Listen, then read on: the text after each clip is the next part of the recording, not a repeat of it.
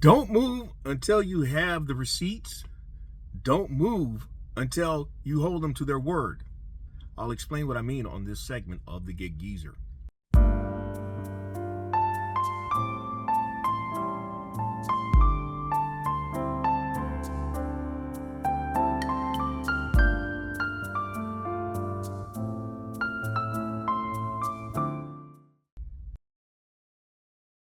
If this is your first time checking out the Gig Geezer, if you're a returning visitor of the Gig Geezer, thanks for coming by. And if you would not mind, hit that subscribe button, give my content a thumbs up, share my content among others, and I definitely welcome your comments in the section below.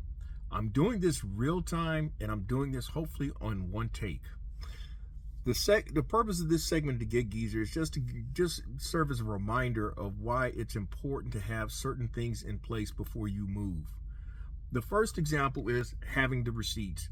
Don't move until you got your money secured. And what I mean by that is I happened to agree to a brokered opportunity that was supposed to go from Duncan, South Carolina to Atlanta.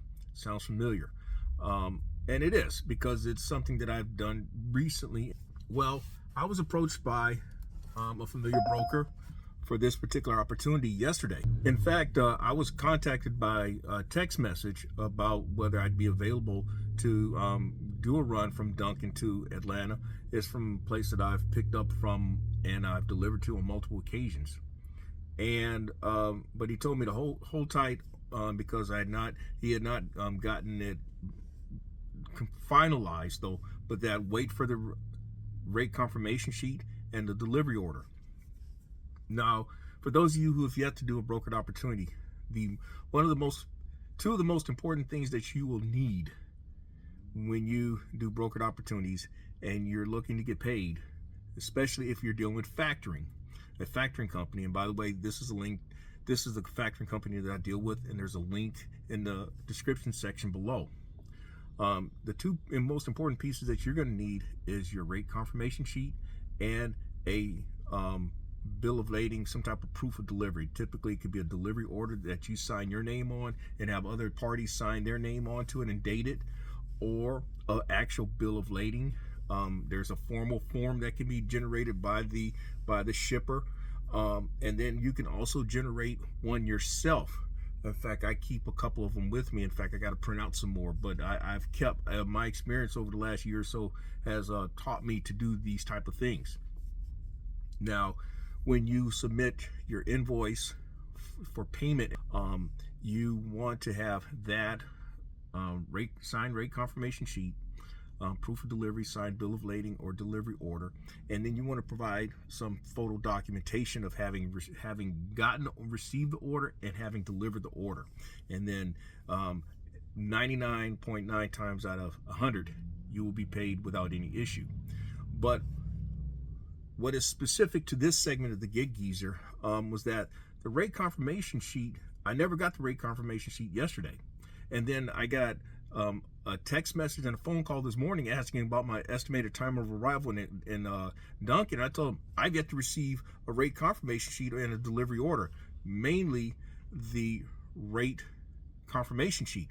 I can leave with a rate confirmation sheet, and then eventually, oftentimes, a broker will email you a delivery order and other necessary documentation. In this particular case, because it was going to Atlanta Airport, I would have needed airline documents.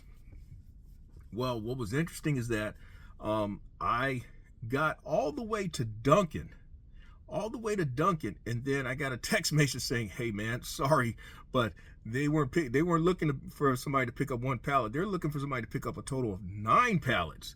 And so that took me out of it. And so what ended up happening is that my gig was canceled. But in the process, I got what is called truck order not used, or TONU. Now, I've mentioned it before, and there have been other content creators to talk about it, but the standard TONU rate, at least in my experience having operated a Sprinter / cargo van, is $150. But it took a few hours before I even got that. So it's been an interesting day so far, but I did get it, and then I was able to submit the invoice to be paid on it. Now, the other half of this segment of the Gig Geezer is about an actual Bungii order that I'm on. This is one in which I'm to meet up with someone, and we're supposed to take this piece of furniture out to somebody's house and deliver it, I believe, to a room of choice. But my reason for sharing what's going on, in fact, I'm supposed to be there in the next 25 minutes or so to meet up with the other person.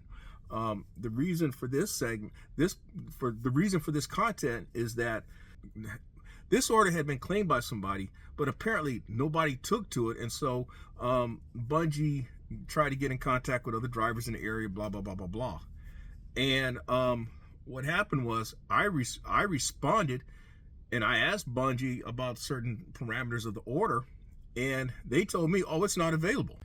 Now, I do not have any video of this though, but I can tell you that as I have tried to put this together, it just so happened a subscriber of the Gig Geezer channel happened to drive right by my van and stopped, and I knew who it was. It was Sydney and his son SJ, and I mean, it was cool, man. It was cool. It was cool to see him. In fact, SJ had he's just minutes away from having gone to the barbershop. So and he handled it pretty well though. So I got to give him his props for that, because let's just say that, again, as I spoke on this segment of the Gig Geezer, I was not a big fan of going to the barbershop a lot of times during my youth. And I'll just leave it at that. But anyway, some of these apps will incentivize you or entice you to complete orders for them. Well, I'll just say that Bungii has reached out to me on a number of occasions. I know, and there have been times in which I have accepted the incentive, the enticement, and there are times that I've not, and there are times that I've not accepted it. But on today, I reached back out to Bungii because I'd seen the same order come out and the enticement about almost 2 hours ago. And so when I approached them about it about 45 minutes ago, they told me, "Oh, it wasn't available. It wasn't available. Somebody already claimed it." And so I'm like, okay. And he told me, and I was told to reset my app, and you'll see that it's not available. So I went back to my app, and I saw where it was still there after me kind of resetting through my app 2 times. So I accepted it, but I also was gonna see just what I can get from Bungii on this, because and we're not talking a lot of money here, but it's just the principle behind it. This is where Bungii had I caught Bungii trying to move the goalposts on me twice. And as you'll see here, this was the exchange that I had with Bungii regarding this particular order, because I went ahead and accepted it without really securing the incentive. Usually I secure the incentive that they're trying to offer to me before I accept the order. And usually if I accept it, usually then they'll assign me the order. Well, in this particular case, I did it without them actually offering it to me, and then me saying, yes, I'll do it, and then they assign me the order automatically. So I pulled up the incentive that they had offered back about 2 hours ago.